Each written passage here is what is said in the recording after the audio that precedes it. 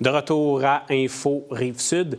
La rumeur court que la ville de Saint-Lambert pourrait ne plus passer par des employés de la ville pour offrir des cours de natation à sa population et se tournerait ainsi vers l'organisme Blue Machine pour donner ses cours, bien que cette information n'ait pas été confirmée par la ville. Ces rumeurs inquiètent donc les employés municipaux qui occupent ces emplois du côté des piscines de Saint-Lambert. On en parle avec Karine Laprise, présidente des syndicats regroupés des employés municipaux. Également là, avec le syndicat national 306, c'est bien ça? Oui, le syndicat canadien de la fonction publique, section locale 306. Merci pour la précision. Donc, ces inquiétudes du côté des moniteurs, des sauveteurs de piscines à Saint-Lambert, pourquoi sont-ils inquiets, là? Bien, parce que, justement, il y a eu toutes sortes de rumeurs qui ont couru. Il y a aussi des patrons qui en ont parlé à certains employés, que peut-être les élus pensaient à donner en impartition, soit en sous-traitance, les cours de natation. On a entendu aussi que ça irait peut-être plus que juste les cours de natation. Ça pourrait être même aussi la surveillance des bassins aquatiques. OK, donc ça pourrait toucher à la fois les moniteurs qui donnent des cours de piscine que ceux qui surveillent la piscine. OK. Oui, la rumeur évolue avec le temps. Je me suis entretenu avec une adjointe au niveau du cabinet du maire de Saint-Lambert, Loïc Blanquart, un peu plus tôt. Puis il n'y a rien de confirmé encore, comme je le disais en introduction. On ne sait pas si c'est vrai ou pas tout ça. Il y a une déclaration qui va suivre. On va tâcher d'informer les gens. Mais si les rumeurs s'avèrent vraies, puis que c'est cet organisme, le Blue Machine, qui est employé pour donner des cours et potentiellement aussi surveiller les piscines, c'est quoi cet organisme Blue Machine? C'est un organisme de natation, donc ils font de la natation compétitive. Là, donc, c'est vraiment des nageurs. C'est plus ça. Ce n'est pas des cours de sauvetage, c'est pas des cours pour apprendre nécessairement aux enfants à la sécurité aquatique. C'est vraiment plus un club de natation, comme il y en a dans chaque ville.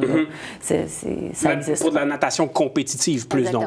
Ouais. Et vous me mentionniez que vous aviez une inquiétude par rapport à la qualification de ces gens-là s'ils se retrouvaient avec ces emplois-là. Là, en ce moment, nos membres, à nous, les sauveteurs, les moniteurs, il y en a qui sont uniquement sauveteurs, il y en a qui sont aussi moniteurs, donc c'est des cours supplémentaires qu'ils prennent pour pouvoir donner les cours de la société de sauvetage avec toutes les règles que ça peut comporter. Ces gens-là, ils sont formés et ces gens-là doivent renouveler leur certification de façon régulière et ça, c'est vraiment suivi là, à la lettre. Donc, on a l'assurance d'avoir toujours des gens qui sont pleinement là, certifiés là, pour donner les cours, mais aussi pour surveiller les bassins. Puis là, s'il y a des craintes, on en a parlé, rien de confirmé que c'est surtout des jeunes, j'imagine, qui occupent ces emplois-là? Oui, une grande partie des jeunes, plusieurs, c'est leur premier emploi. J'ai commencé aussi comme ça à la ville de Longueuil. Donc, oui, plusieurs jeunes, d'autres qui vont rester plus longtemps, une dizaine d'années, des fois même plus après leurs études, vont continuer. Il y en a qui en font des carrières. Là, fait que, et là, vous avez parlé avec certains de ces jeunes. Est-ce qu'ils se sont fait dire directement qu'ils avaient des chances qu'ils perdent leur emploi? Ils se font dire que peut-être que les cours de natation, ils vont être donnés à cet organisme-là. En conseil de ville, au mois d'avril, c'est sûr que le maire a eu, pendant la période de questions, à répondre à une de ces sauveteurs-là, qui est une citoyenne aussi de Saint-Lambert. Donc, toutes les réponses étaient pas nécessairement très claires, un peu évasives, dans le sens, il y a de la place pour tout le monde à Saint-Lambert. On a dit pendant notre campagne électorale qu'il fallait maximiser l'utilisation des plateaux sportifs. Donc, mais il n'y a jamais eu à cette date une demande pour augmenter le nombre de cours de natation.